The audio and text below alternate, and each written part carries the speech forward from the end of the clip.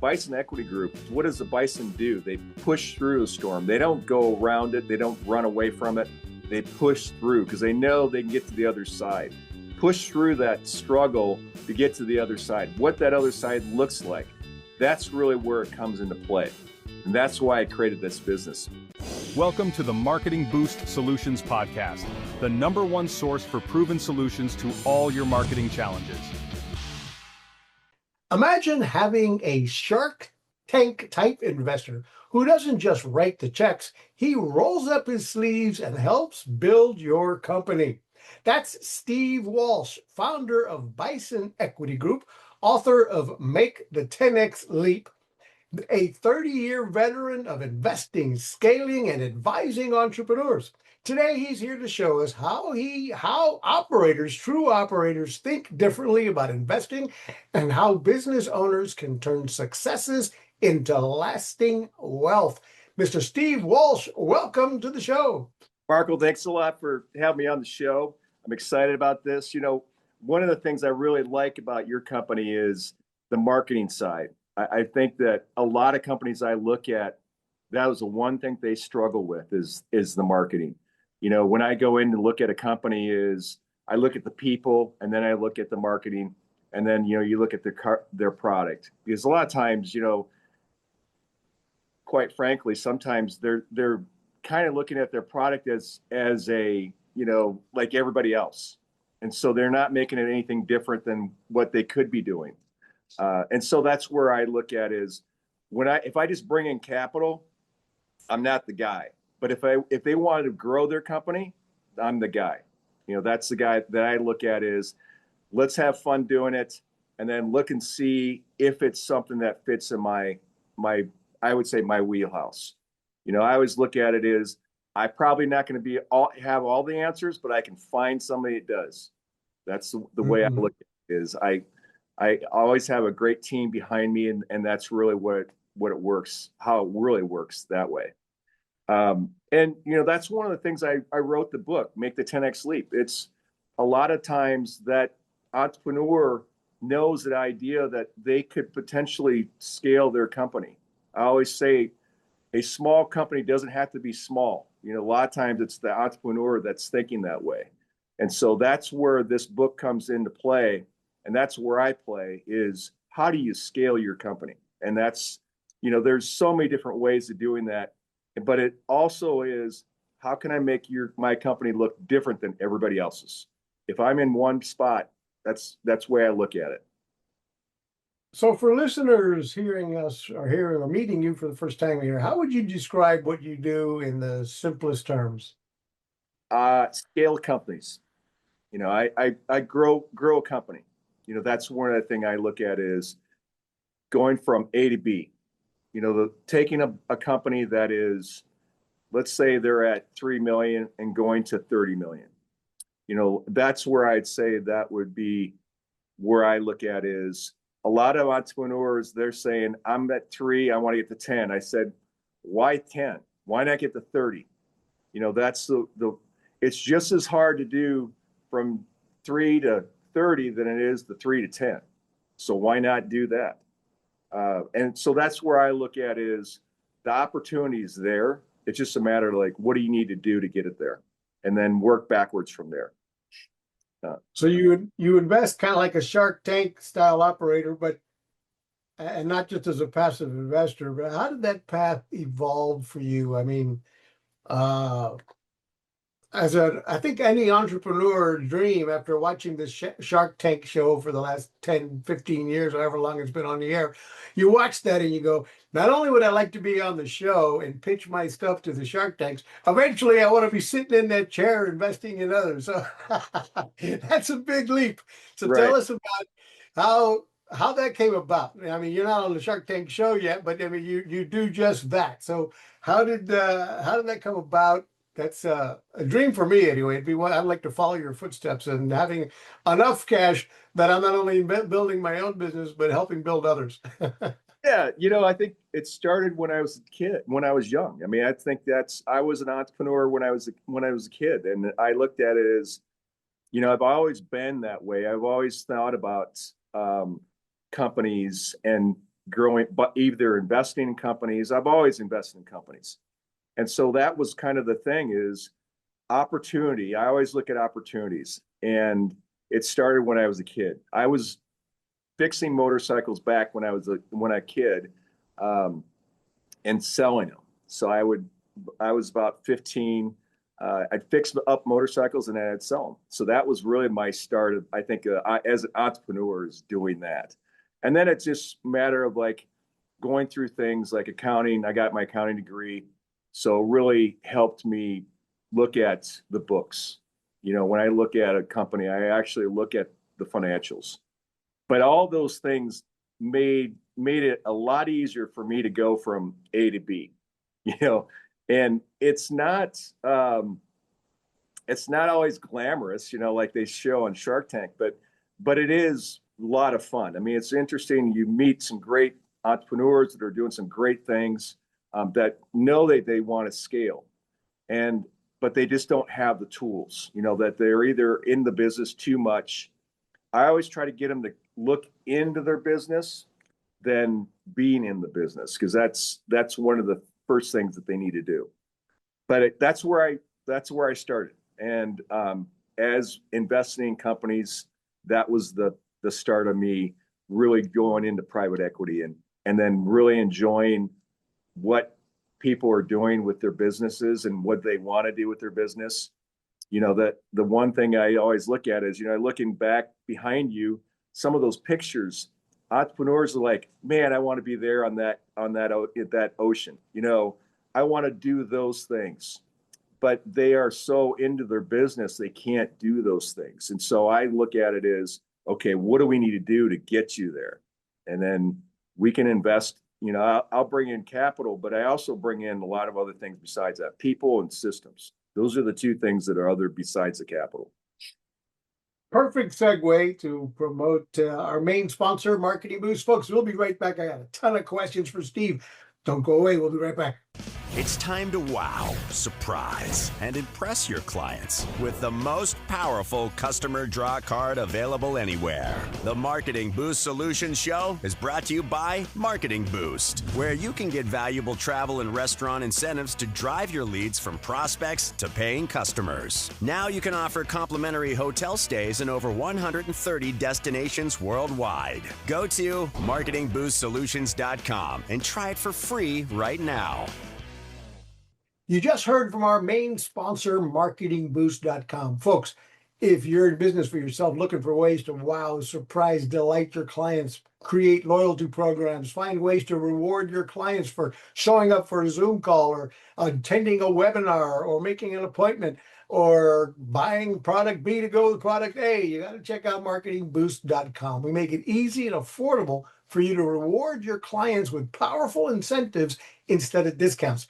If you've been following me on Facebook recently, I just came back from one of our most powerful incentive offers in Puerto Plata, Dominican Republic. We offer an unbelievable 5 nights, all-inclusive stay. That means all their meals, all their drinks included. It doesn't include airfare or government taxes and fees, but they get your clients. You can reward them with a 5-night, all-inclusive getaway at a beautiful 5-star oceanfront resort on a 325-acre complex with 22 restaurants and bars, etc., all for your clients, all for taking action. And you can get access to those powerful incentives at marketingboost.com. Free trial, you got nothing to lose. Give it a shot. We're back here with Steve Walsh, and we're talking about how to scale your business, whether you're doing it with the benefit of an investor like Steve or on your own. So let's get more into why, in your opinion, what excites you? Let's put it this way. I mean, you've mentioned a little bit about it here, but what excites you the most about acquiring and scaling what you refer to as blue-collar service businesses? Why is that your target? I look at, what's possible. There's a lot of companies out there that, right now, especially that the age demographics right now, there's that 50, I would say 55 to like 75, that there's a big segment right now that's going to be turning over, and the opportunity is there to buy those companies. The biggest thing is, a lot of those companies haven't done a lot of putting new systems in or bringing in people. Those are the things I look at is what are the opportunities out there to do that? And not just blue collar, but I look at software and I like manufacturing. Those are the two areas I really like. But the opportunity is there right now. And the amount of money, amount of capital that's going to be turned over in the next, I would say 10 years, it's phenomenal. And so that being said is what can you do to scale? And it's I always say it's not, there's probably a lot of these companies that need tweaks, that a tweak here, either a new person needs to come in, they need to do different systems. Maybe there's a customer that they're missing. That's the thing is a lot of times when I go in, a lot of these companies haven't really looked at who their customer really is. And so that's when, I look at is the opportunity is always going to be there. And if they continually think small, what are they going to be? Small. I want to look at it as what can we do? That's what I really get excited about is what's possible, and get to the point where it's like, okay, I want to get to, let's say we're at that 10 million. Can we get to 100? Can we get to what's going to take to do that? That's exciting. That's the fun part. Yeah. Wow. And so on your website, Bison Equity Group, and I'm going to open up that in a moment. Tell us about that. And I mean, is part of your book about teaching how to invest in these type of these type of businesses that are going to be turning over in the next 10 years? Or is it about building your own business to be able to sell it? This is more about building your own business. This is, I have a book coming out, but it's for high net worth investors. It's the Black Book for high net worth investors. But this one is mainly for people that want to grow their business. How do they want to scale it? What's that look like? And then from there is, what does it look like at the end? For them to sell their business. How do they want to look? How does that look? I think it's different for everybody. That the one thing I would say is everybody has a different goal. And my goal might be different than their goal. And so that's where we have to align if we're going to be working together on that. But it is really for entrepreneurs that want to grow their business. If they don't want to grow their business, it's not for them. Yeah. Make the 10X Leap is the name of the book, and we'll show that here in a minute. But what trends are you seeing right now in that acquisition space? If I was ready to, I'm one of those guys that might be in that thing in the next 10 years looking to, and I haven't made that decision at all yet, right? I'm 66 years old. Am I going to retire? I have no desire to retire. I love what I do. I'm going to keep on going. But every now and then you wonder, well, if the price was right, would I sell?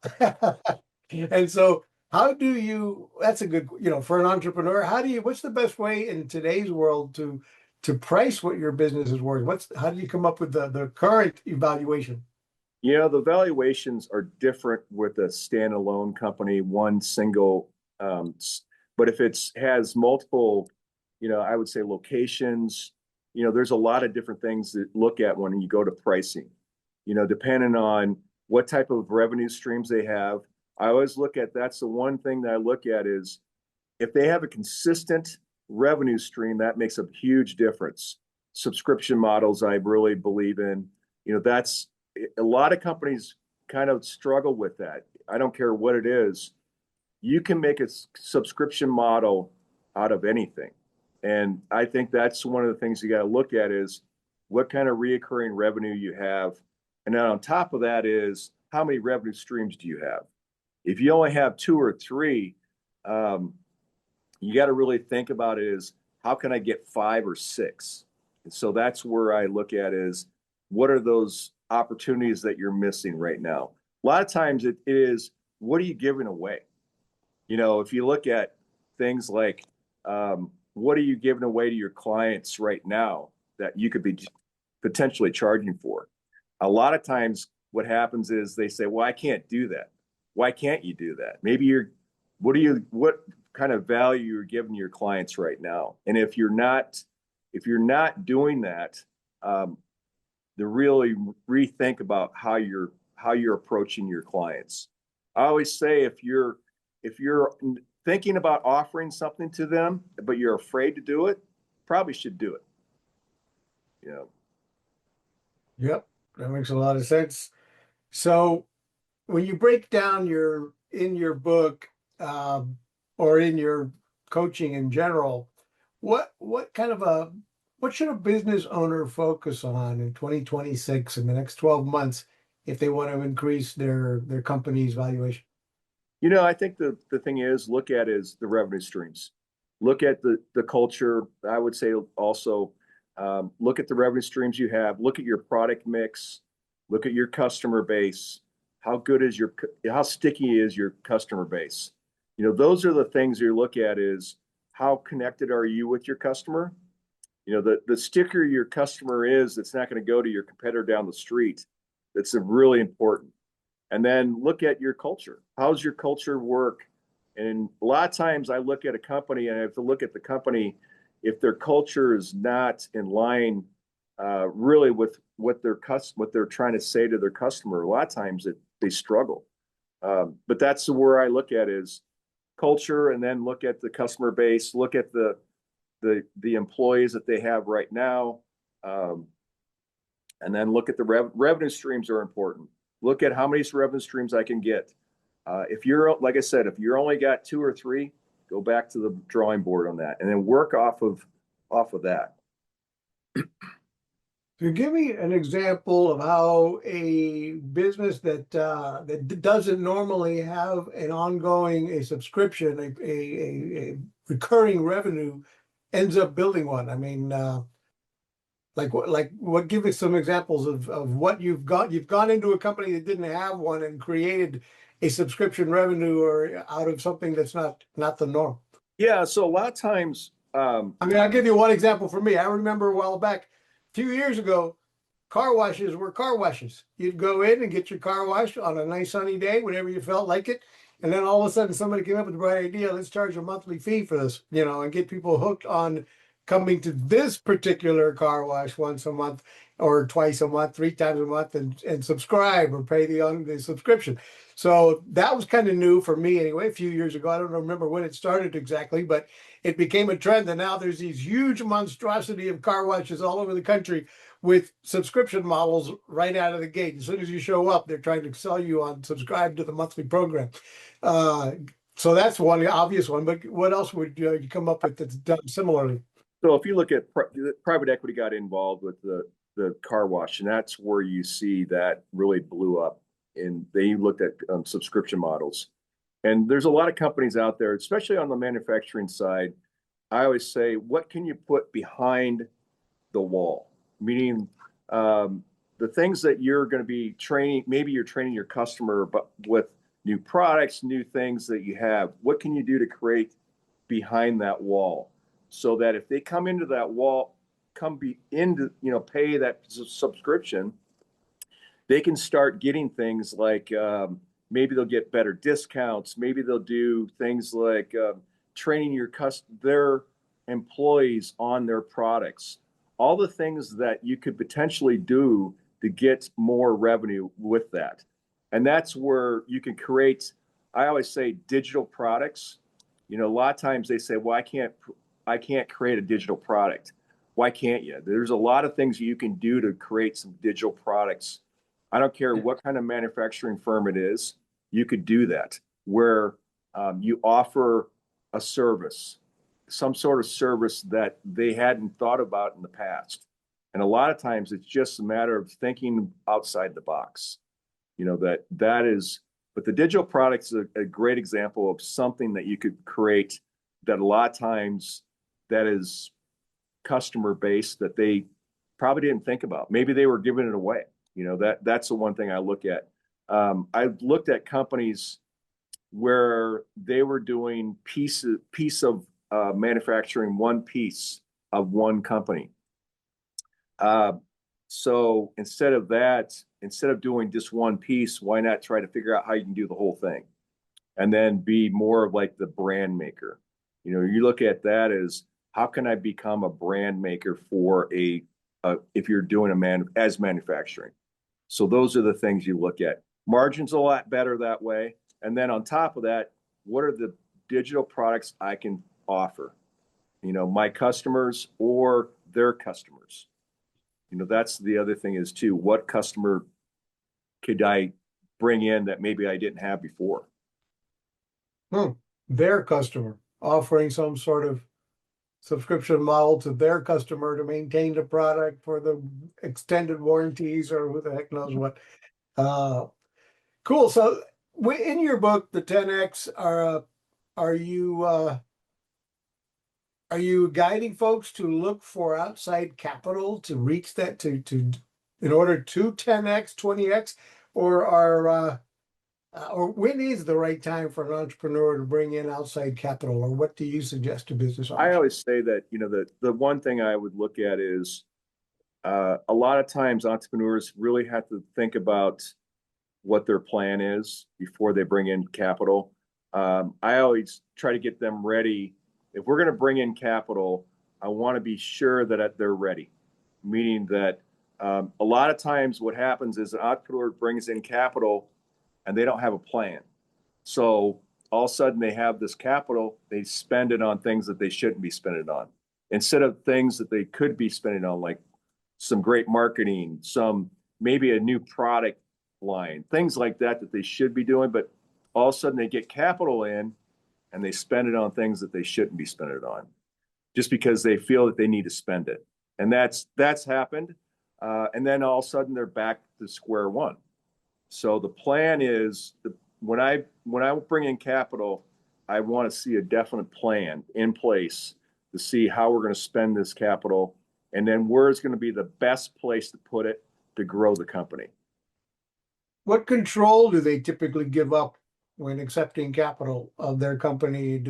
Is part of that plan preparing to take and accept and deal with the fact that these new investors are going to be making some of the shots, calling some of the shots?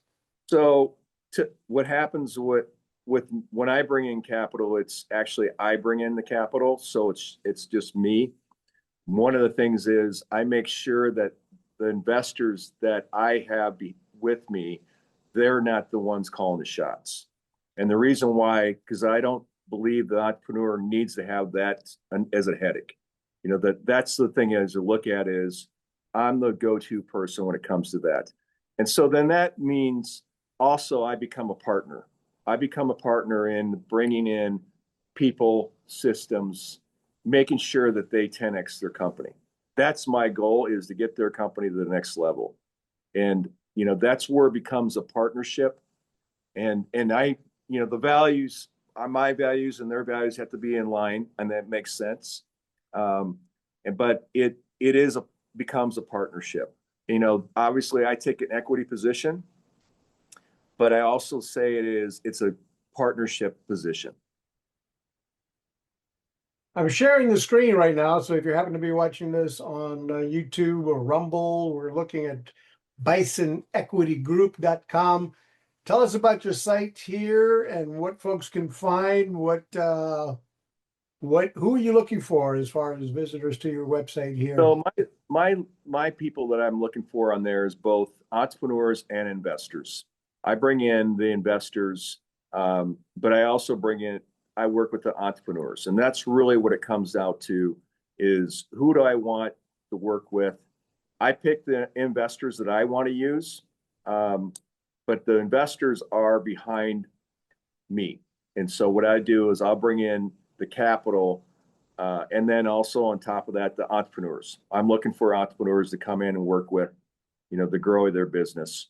And so those are the two people on my website. That's what it's set up for, is for that entrepreneur, and it's for that investor. The investors that I work with are high net worth. They have to have at least $1 million plus investable net worth to actually get on with me. And then I don't take just everybody, because I believe that, not everybody is going to want to work with me. And I would think that same way. I don't work with just anybody. And that goes both ways with entrepreneurs and for investors. So I pick and choose who I want to work with. So your book obviously is about building a business that doesn't rely on you in your 10X, I imagine. So what are some of the basic steps somebody can do to build a business that doesn't rely on the owner? Well, a lot of times what happens with the owners, I found that the one thing that they struggle with a lot of times is how can they get themselves out of the business? It always comes down to their mindset. If their mindset is that nobody can do it better than me, they're never going to take themselves out of the business. But if their mindset is, I can find something that's better than me, that's where it works. That's where they can find somebody that takes the place of them making day-to-day decisions so they can look at a bigger picture. A lot of times, the more things you can take off your plate, you can look at a bigger picture. It's amazing what happens when you start taking off a lot of the things that they've been struggling with before, giving that to another person. And that's the other thing is too. I always tell entrepreneurs, they always say, "Oh, I can't afford it." I said, "You can't afford not to do it." Bring in people that are smarter than you, do things that you can do, that they can do. And then that's where the visionary comes into play. A lot of times the entrepreneur is the true visionary. They have to do is they have to look at the bigger picture. Folks, I've got more questions for practical advice for entrepreneurs. So don't go away. We'll be right back with Steve. In today's business world, your reputation is everything, but managing it can be overwhelming. That's where Trust by Reviews comes in. Trust by Reviews is the only AI-powered review software designed specifically for local businesses, simplifying the process of collecting, managing, and leveraging customer feedback to boost your brand's credibility and drive growth. Monitor reviews across more than 200 leading sites from a single dashboard and transform your best reviews into compelling social media posts with just one click. Showcase new reviews directly on your website, turning first-time visitors into repeat customers by highlighting your 5-star feedback. Plus, encourage positive feedback by offering rewards like hotel savings cards, powered by marketingboost.com, adding value to your customer interactions. Elevate your business today with Trust by Reviews, the all-in-one solution to build your reputation, grow revenue, and deliver exceptional customer experiences. Visit trustbyreviews.com to learn more. We're back, and you just heard from Trust by Reviews. Folks, Trust by Reviews is the new product I'm launching recently. I'm really excited about that. That gives you the ability. We help you build a constant flow of new reviews, testimonials, and video reviews. And the way we do that is the way we built Marketing Boost from day one. The whole idea of Marketing Boost came about when we wanted video testimonials from customers in the travel space that we were in. We came up with a way to offer them a reward if they'd go the extra mile and film a video testimonial about the resort and hotel they were staying at. And now we bring that to you with Trust by Reviews, a platform designed to help you solicit honest feedback and opinions from your clients. And if they're thrilled with your product or service, we're going to ask those and reward those to go the extra mile and either post their honest opinion on multiple 2 or 3 review sites, or we're going to ask them to give you a video testimonial. Now, just imagine every happy customer who gives you a review turns into 3 or 4 if they take it and post it on Google Reviews, on Facebook, on Yelp, on Trustpilot. And that's what we help you do. Take the happy customers and help them spread the word even farther by getting their honest feedback published on multiple third-party sites with a few simple clicks. So check out Trust by Reviews if you could use more positive reviews for your business, and who can't, right? Go check out trustbyreviews.com. Back with Steve here, and we're talking about practical advice for entrepreneurs. Steve, what habits or disciplines separate the wealthy operators from struggling entrepreneurs? A lot of times it's a matter of like their mindset. It starts with the mindset. I would say it's always that, it's It's a matter of, when it comes down to it, is what are they doing personally to get their mindset to the right way. I mean, I met with entrepreneurs that were doing, maybe they had like one shop, or they had one shop and they went from 1 to 10. It's a matter of just the mindset. It's comes down to is, what do you want to be? Do you want to be an operator, or do you want to be a business owner? When it comes down to it, you want to be that visionary that really makes a difference, or you still want to be in the business? That's the thing I look at is, and a lot of times that's what it is. It comes down to is just the shift, become the business owner. And that's a totally different shift. And then it's a matter of like, from there, you need to decide, what is it that I need to work on? The thing is, what is our company missing? The thing is, a lot of times what happens is, well, we need a different person in this role, or if we want to grow, maybe it's not the poise that we have now that we can grow to the next level. Who's slowing us down? And then the other thing is too, what kind of systems? A lot of times, am I just using, some just basics right now? Am I using for billing? What kind of billing am I using for billing? What type of systems am I using? And then from there is, if we really want to grow it, what kind of capital do we need? Do we want to bring in a partner as like me, or do we want to bring in, we want to borrow money, from a bank? I would say better to bring somebody like me in. I'll help them grow. Banks don't really do that. They just say, hey, where's our check? Right. If they loan you the money, then they're like, where is our monthly payment? And it better be on time, and so forth, versus the partner who obviously needs his money back as well, the investor, but he's going to get involved in helping you strategize and make the right decisions. So the operator, I guess I'm referring to wealthy operators versus struggling entrepreneurs. And in a way, that says it right there. The operator's still in the business, Yeah, versus the entrepreneur who's, how can I be the owner of this business? And for that matter, 2 or 3 more. right. Right. So talk more about your book, Make the 10X Leap. Really, that's the call to action I think everybody out here listening should take today. Read the book, Make the 10X Leap, and let's get into more of what's in the book, what's in it for me, to the reader, and why I should buy your book, which, by the way, how much is it on Like $19.95 on online. I think I all have right. $15.95, I think, is for the paperback, something like that. So All right, cool. So again, give us that sales pitch on the book. well, the thing is, a lot of times an entrepreneur has an idea, maybe a vision of what they want to, how they want to live. That's the thing I look at, is the picture of what they want to do in their life. And then from there, that's what the book's about, is try to figure out where you want to go. And from there, it's a matter, how do I get there? They work backwards. And that's where I always go with entrepreneurs is, if you're wanting to do, you want to take those trips, you want to do a lot of those things, how are you going to get there? And it's not going to be being in the business. I will guarantee you that it's not going to work. But if you can do some things to get yourself out of that business, you can take those trips. But that's what the book is. It talks about the steps to do the things, to scale your business. What do you need to get to scale your business? I'm a big believer in marketing.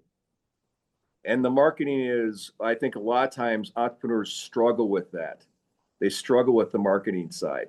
And I believe that, that's one of the things they always say, there's 2 things, innovation and marketing. Everything else is a cost. So the thing is, you got to look at is, if you're doing, a lot of times people say, well, I'm doing it what everybody else is doing. Probably not. You shouldn't be doing it that way. Doing things that are different than everybody else makes a big difference. And then it's a matter of, how do you know your customer? You know your customer. A lot of that's in the book, talking about how do you get to work with your customer? What does that look like? Things like that. it's a matter of like deciding where you want to go and work backwards. And that's a lot of what the book's about. Cool. I'm going to be rewarding this book as a gift within the Marketing Boost Solutions, within our main marketing Facebook groups. So stay tuned to our Facebook groups for uh, our engagement programs, our question and answers, and you could win a book or several of these books that we're going to be giving away at Make the 10X Leap with Steve Walsh. Leverage outside money to make the 10X leap. That's one of the expertises that Steve brings to the table, and how to prepare your business to be set up in the first place that investors would consider your business. So you're not going to get outside investment until you're at the right spot and mindset and stage in your business. And that's what this book is going to help you prepare yourself for. All right, let me get back to one of my final questions here. What can listeners, well, listeners can connect with you right here on LinkedIn, and just search for Steve Walsh. I had him up here a minute ago. And then we had and your website again. Let me pull that back up here. It's again, these are all in the show note links below. BisonEquityGroup.com, and the show note links below. But give us what excites you the most about the next decade is one of my final questions of entrepreneurship and investing.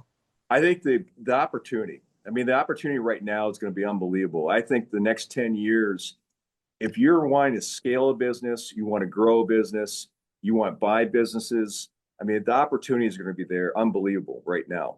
The biggest thing I look at is the role. Right now, you're seeing a big roll up on a lot of different industries. Right now, accounting's been a big deal. They've been rolling up a lot of CPA firms. But the thing you're going to see the next 10 years is the amount of companies that are going to change hands. And so that opportunity is going to be there. A lot of entrepreneurs now, they're trying to figure out ways to buy businesses because maybe they have a business and they want to scale it. Sometimes the easiest way to do that is acquire another business, scale it that way. But the opportunities are there, and it's go ahead. I'm sorry. And it's going to be, I'd say, fun to do that. You know, the thing is, and working with entrepreneurs is always a good time. You know, I enjoy that.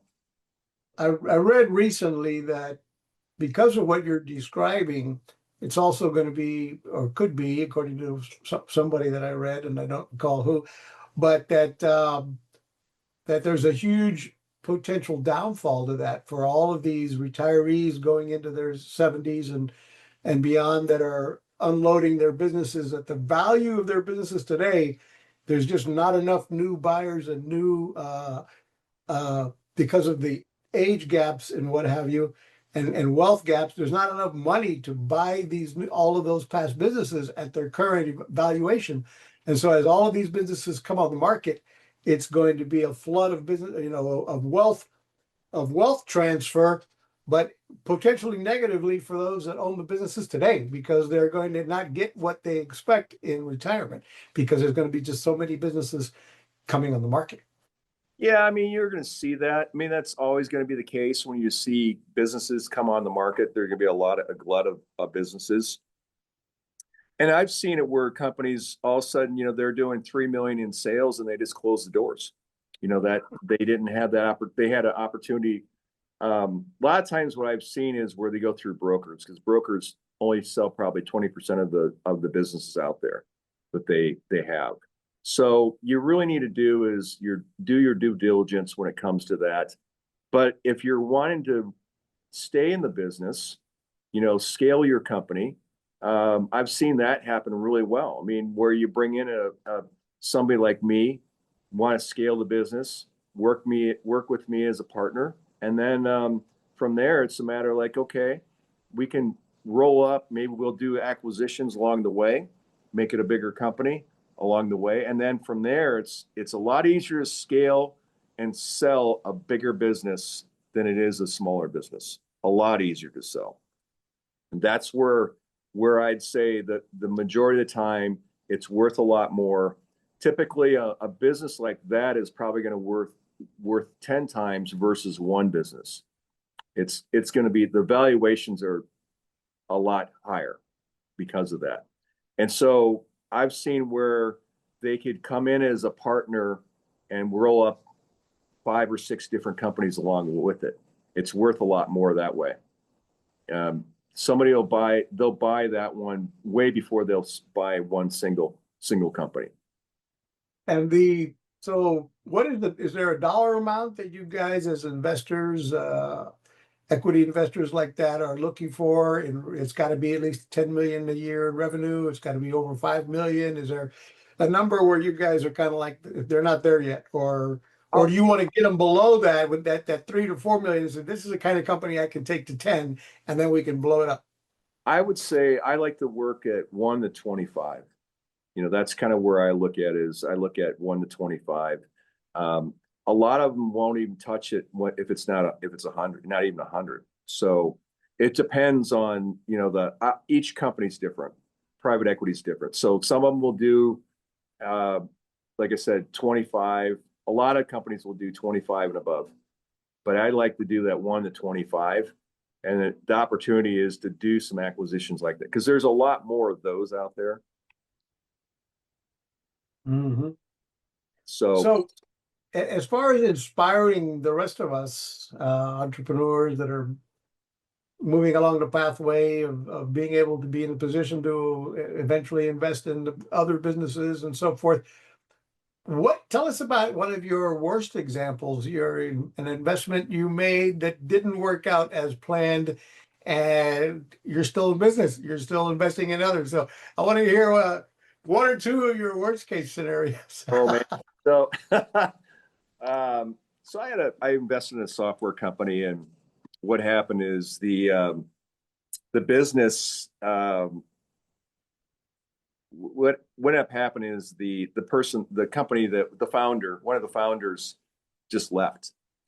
He came in here from Canada, and he decided he was going to move.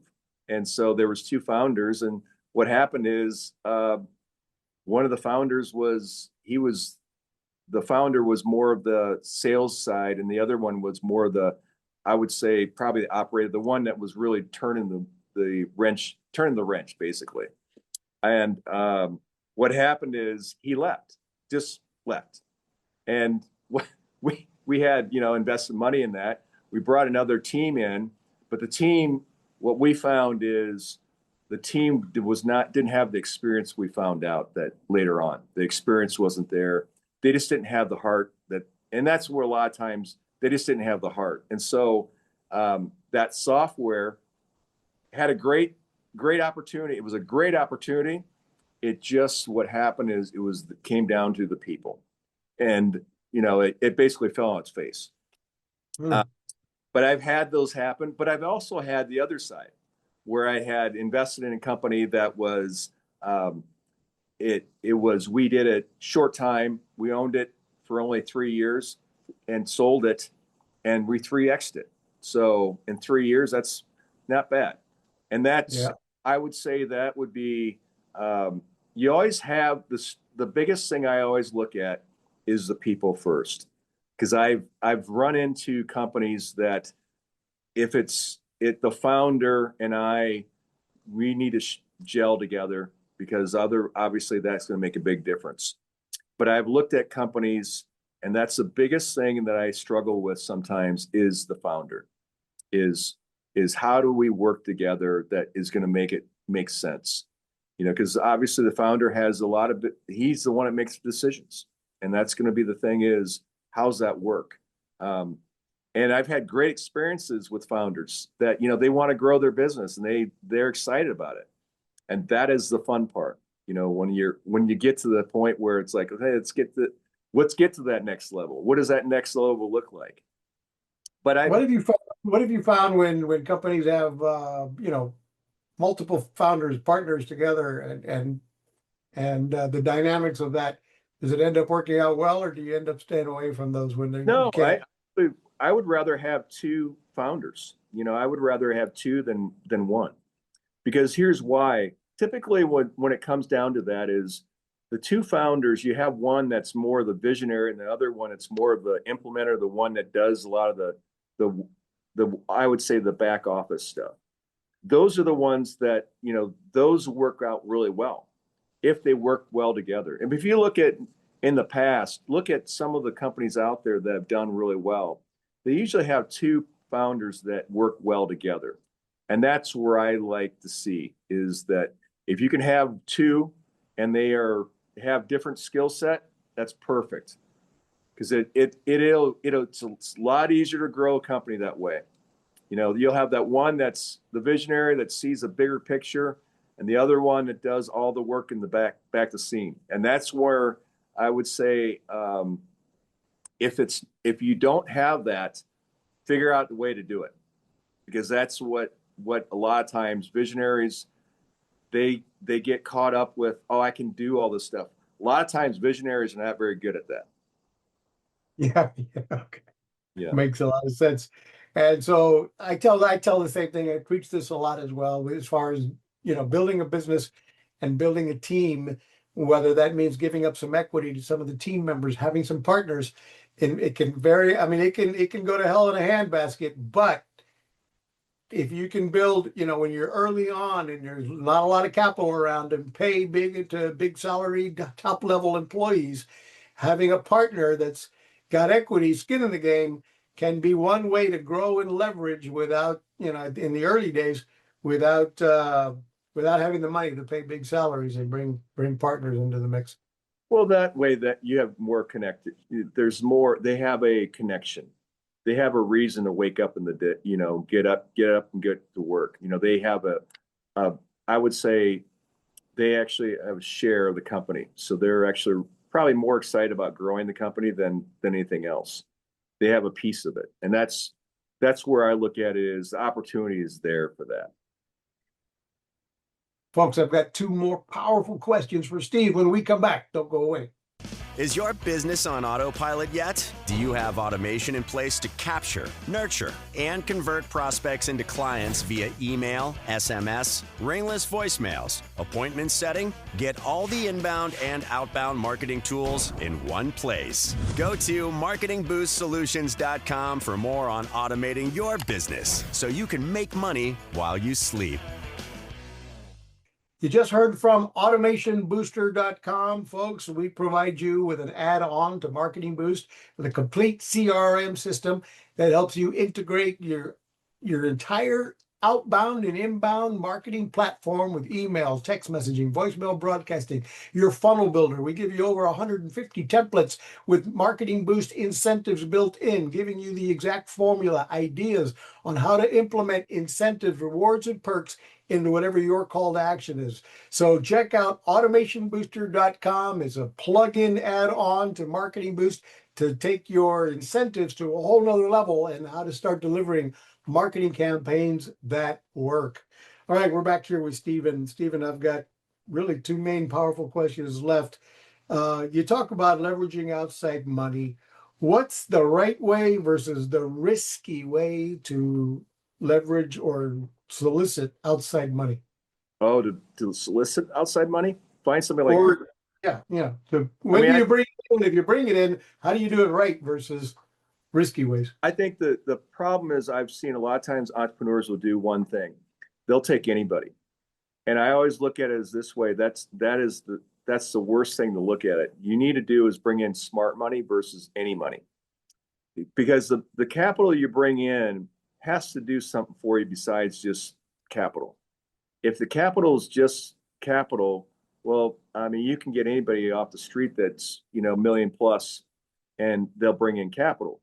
But if you bring in smart capital, that'll change the dynamics. It makes your company from basically where you're at now to 10x it relatively quick. I've seen that happen where I'll give you a good example. I had basically as a mentor, what he was doing, there was a company that was struggling to get customers, really struggling to get customers. They brought him in. He had a Rolodex of customers that basically he did is he set up, he said, how many appointments do you want? He set up basically 20 appointments for them. He basically did an introduction. It not only 10x their business, it 100x their business overnight. And so that was the thing I would say is it is looking at smart business, smart money coming in. And that's where it comes into play. And that's where I come into play is I'm going to bring in smart capital. And if you want just capital, that's a totally different scenario for me. Okay. So let me ask you this on that subject. What should a business owner be prepared to give up in equity for X amount of money? And how should the business owner calculate that? Depends on, what type of things they would need. A lot of times I start with 25%, and then from there we work up from there, depending on what they need. What type of growth where their revenue stream is, where they want to go. And then from there, it's a matter of like, how can we bring in what kind of capital we need to bring in, how much capital we need to bring in. Those are the types of things the questions you have to answer for that. But I typically like to have at least 25 up front. But with that is I'll bring in, like I said, I'll bring in people, systems, and capital for that because of that. Right. If someone reads your book and implements, what's one idea that you would hope they walk away with and start to implement? It's a mindset. It's changing the way you look at your business. That's really what it comes down to. It's a matter of like, how do you want to look? A lot of entrepreneurs, they look at their business as small business. I'd say change the way you look at your business. It has so much potential to grow, scaling. It is not a small business unless you look at it as a small business. And so that's where I look at it. It's the mindset. Change the mindset of how you look at your business. And that's where the book comes into play. Cool. So finally, folks, if you've liked the content we brought you, please give us a like, share this with another entrepreneur, and give us feedback. Give us some comments below in the show notes and what have you. Stephen, any last word on how people where you want them to go to contact you, find you? Well, reach out to me at steve@bisonequitygroup.com. That's the best place. Go to my website at bisonequitygroup.com. Buy the book. You can go to Amazon and get the book. It's right there. Make the 10X leap. It's a great opportunity to grow your business using that book. But reach out to me at steve@bisonequitygroup.com. Great. All of those links are in the show notes below. So, folks, thank you very much for paying attention to me and Steve. Steve, thank you very much for your content, your wisdom here. And we'll see you on the next episode of the Marketing Boost Solutions podcast. Thank you. Thanks for listening to another episode of Marketing Boost Solutions podcast with your hosts, Captain Marco Torres. Now it's on you. Take the next step now. Go to marketingboostsolutions.com for more on how you can wow, delight, and surprise your clients with the most amazing draw card on the planet. So stay thirsty, my friends. Stay thirsty for knowledge. See you next time.